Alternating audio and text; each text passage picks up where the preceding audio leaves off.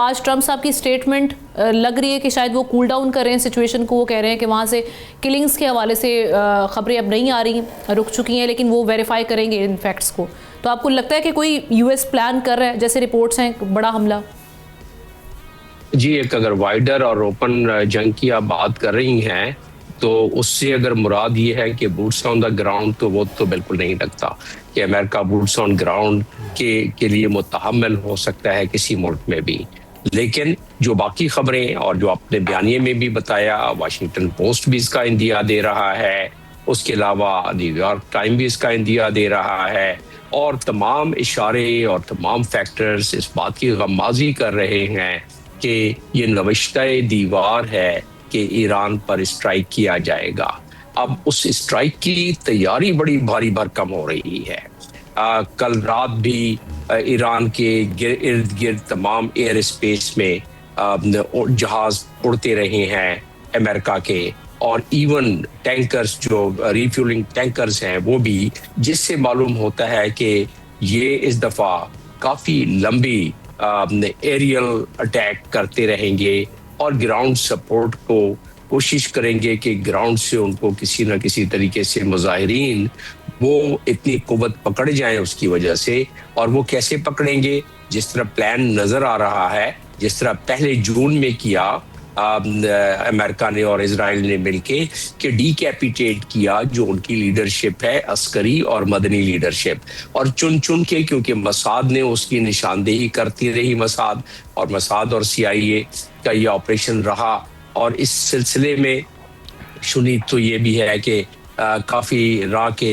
Agents भी मसाद के साथ मिलके कर रहे हैं, लेकिन उसकी वेरिफिकेशन अभी पूरी नहीं हुई है। लेकिन बाकी प्रॉक्सी के तौर पर जो काम कर रहे हैं लोग, मुजाहिरीन में घुल मिल गए, उनके ही लोग जो हैं, ईरानी लोग जिनको कि कन्वर्ट किया गया है या एजेंट बनाया गया है। तो ऐसी सूरत में अब जो मंजरनामा आगे नजर आ रहा है और ट्रंप के जहन में क्या है वो तो किसी को नहीं पता पड़ता है, लेकिन जो डॉट से डॉट अगर कनेक्ट किया जाए और जो पॉस्चरिंग हो रही है अमेरिका की तरफ से और जो पॉस्चरिंग हो रही है ईरान की तरफ से, उससे महसूस तो यही होता है कि यस, और जिस तरह बरतानिया के अखबार मीडिया कहता है कि ये अगले 24 घंटे जिसमें से 12 घंटे गुजर गए हैं, जिसका मतलब अब मजीद कोई आज की शब थोड़ी सी ज्यादा प्रिकेरियस होगी उसमें। लेकिन और ईरान का जवाब किस हद तक हो सकता है अगर ये अमेरिका जंग, जिस तरह के मैंने कहा, जिस तरह के मैंने जिक्र किया अभी चंद लम्हे पहले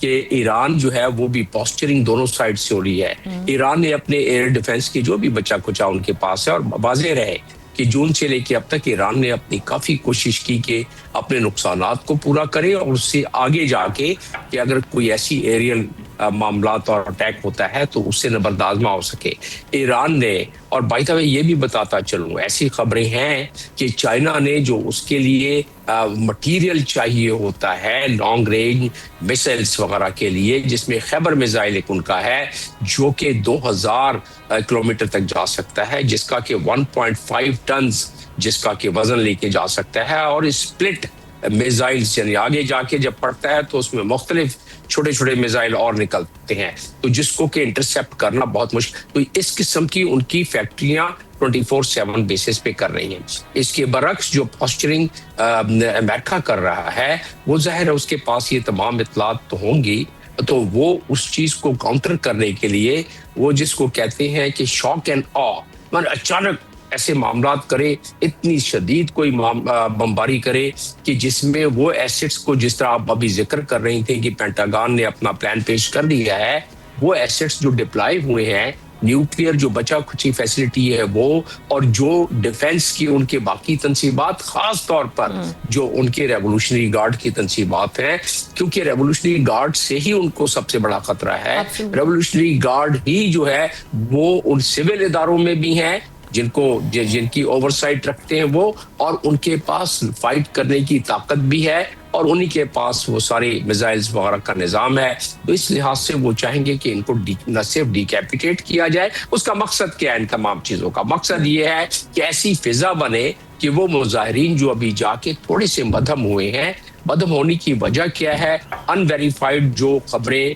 जो इस वक्त हैं मंजर आम पर आई हैं मुख्तलिफ मीडिया के जरिए, वो कहते हैं कि 1250 से लेके और एनजीओ के जरिए 1250 से लेके यहाँ तक बता रहे हैं 12,000 तक। क्या इसमें हकीकत है वो तो इस वक्त नहीं कहा जा सकता, लेकिन बहरहाल जिस तरीके से क्रैकडाउन हुआ है जुमेरात के बाद, जुमेरात तक पीक पर बात पहुंची, तो आनन फानन ऐसी कौन सी बात हुई कि उसके बाद मामला मध्यम कर पड़ना शुरू हुआ। उसके बाद हुआ ये कि उससे पहले वो इकोनॉमिक प्रोटेस्ट को ज्यादा कुछ नहीं कह रही थी ईरान की अथॉरिटीज, लेकिन थर्सडे को जब उन्होंने देखा कि प्रॉक्सीज भी मिल गई हैं और शिद्दत ज्यादा आ गई है और जलाओ घिराव ज्यादा हो गया है, तो उसमें ईरानी अथॉरिटीज और रेवोल्यूशनरी गार्ड ने बहुत सख्त एक्शंस लिए हैं। कितने लोग हलाक हुए हैं ये नहीं कहा जा सकता, जिसके वजह से मामला थोड़ा हमसा गया है, सहमसा गया है, लेकिन महसूस यही होता है कि ऐसे हालात में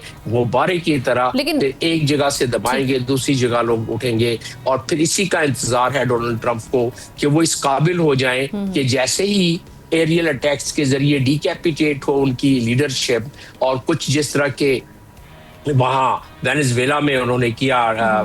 हिट एंड रन वाला मामला, कुछ इस किस्म की तैयारियां नजर आ रही हैं जो कि रिपोर्ट हो रही हैं। तो ऐसी सूरत में फिर वो चाहेंगे कि वो जो मुजाहिरीन है, जो अपोजिशन है, बाय द वे ये भी आपको आखिरी चंद सेकंड्स में बताता चलूं फाइनली कि जो अर्बन एरिया है उसके वेस्टर्न इंक्लाइंड लाइफ स्टाइल चाहते हैं कि कोई फ्रीडम मिले, चाहते हैं कि ये जो रियाल है 1.5 मिलियन $1 का हो गया है, जो कि उसमें कोई उनकी कमी आए और वो उनकी सैंक्शंस में कमी आए, जिंदगियां थोड़ी बेहतर हों। लेकिन अर्बन एरिया के अलावा जो रूरल एरिया के अफराद हैं वो अभी भी एलर्जी के साथ काफी हैं।